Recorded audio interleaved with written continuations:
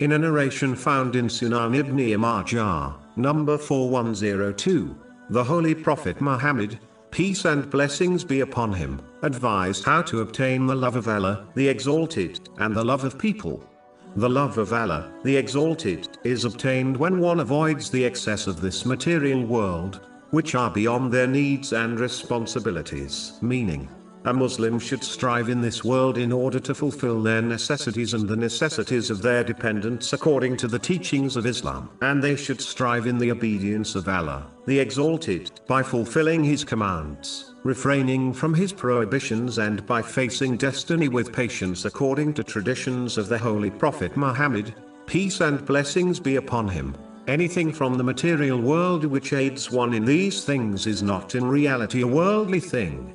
Therefore, avoiding them is not required, but one must avoid those things which either hinder or prevent them from fulfilling these duties. When one persists on this attitude, they will only use the blessings they have been granted in ways pleasing to Allah, the Exalted. This is how a Muslim can keep the world in their hand and not in their heart. This is how a Muslim obtains the love of Allah, the Exalted, as this attitude causes them to strive in His obedience, which attracts the love of Allah, the Exalted. This is confirmed in a narration found in Sahih Bukhari, number 6502.